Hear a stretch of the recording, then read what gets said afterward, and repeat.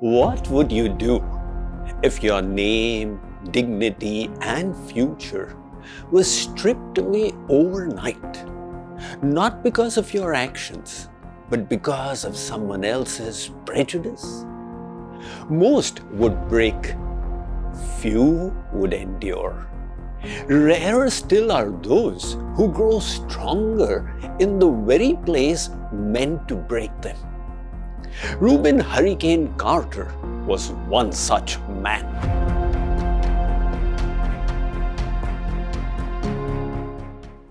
Reuben Hurricane Carter was a top contender for the world middleweight boxing title at the height of his career in the mid-1960s, when he was wrongly accused for a horrific crime that he did not commit, a triple homicide. He went on trial, and a biased, bogus verdict followed 3 life sentences. It was a dizzying fall from the heights of fame. Carter reported to prison in an expensive tailored suit, wearing a $5,000 diamond ring and a gold watch. And so, waiting in line to be entered into the general inmate population, he asked to speak to someone in charge. Looking at the warden in the eye, Carter proceeded to inform him and the guards that he was not giving up the last thing he controlled, himself.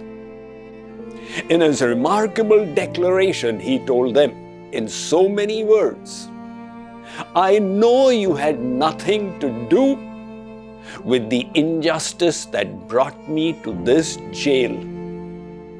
So I am willing to stay here until I get out, but I will not, under any circumstances, be treated like a prisoner because I am not and never will be powerless." Instead of breaking down, as many would have done in such a bleak situation, Carter declined to surrender the freedoms that were innately his. His attitude, his beliefs, and his choices. Whether they threw him in prison or threw him in solitary confinement for weeks, Carter maintained that he still had choices on what to think and how to feel, even though his physical freedom had been taken away. Carter chose to make his mind his ally, not his enemy. Was he angry about what had happened? Of course, he was furious, but understanding that anger was not constructive. He refused to rage. He would not wear the prison uniform. He would not eat prison food. He would not accept visitors or attend parole hearings or work in the commissary to reduce his sentence. And he would not be touched. Nobody could lay a hand on him unless they wanted a fight. The wardens had to compromise. However, for him, all of this had a purpose. Every second of his energy was to be spent on his legal case. Every waking minute was spent reading law books, philosophy, and history. They had not ruined his life. They had just put him somewhere where he did not deserve to be, and he did not intend to stay there. He was determined to leave prison not only a free and innocent man, but a better and improved one. So he chose to control his mind. and learn and read and make the most of the time he had in his hands. Let me read about this from my latest Bhagavad Gita for everyday living. Bandhuratmatmanastasya yenatmaiva atmana jitah anatmanastu shatrutve vartetatmaiva shatruvat. Shree Krishna is explaining, for those who have conquered the mind, it is their friend. For those who have failed to do so, the mind works like an enemy. Explanation. This shows the immense power of thoughts. When we nourish hatred in our mind, our negative thoughts do more damage to us than the object of our resentment.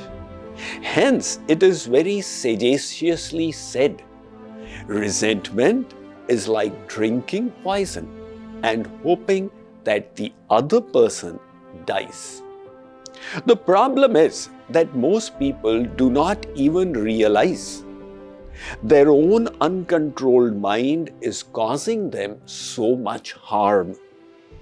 However, the same mind has the potential of becoming our best friend if we bring it under the control of our intellect.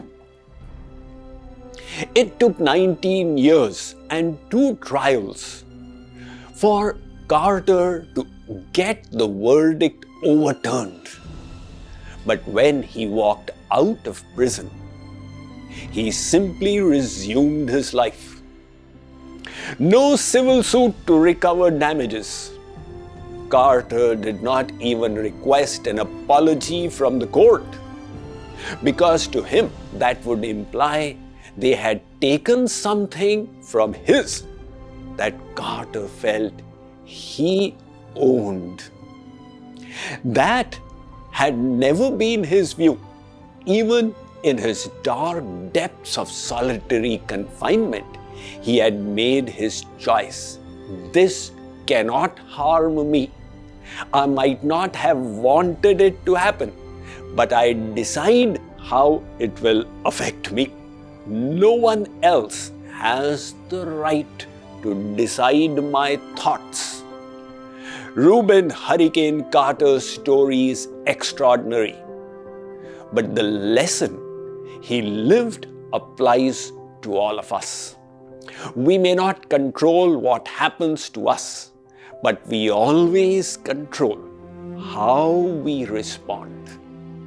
We are the ones who decide if a situation will break us or build us, whether we let it make us bitter or better.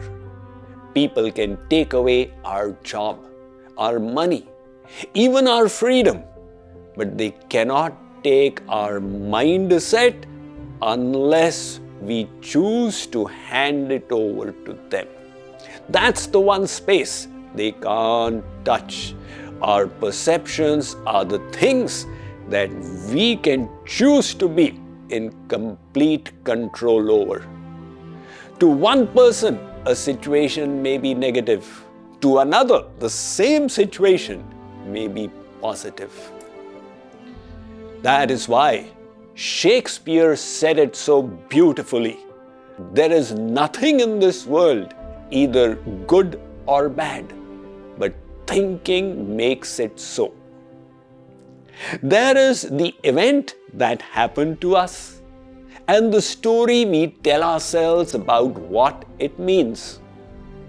The event is the objective reality. Our perception of it is the subjective reality we create. Do not believe everything your mind tells you. Just because your mind tells you that something is awful or evil does not mean you have to agree. Just because other people say that something is hopeless or crazy or broken to pieces doesn't mean it is. We decide what story to tell ourselves. Decide that you will always see things in positive light and look for the silver lining in every cloud.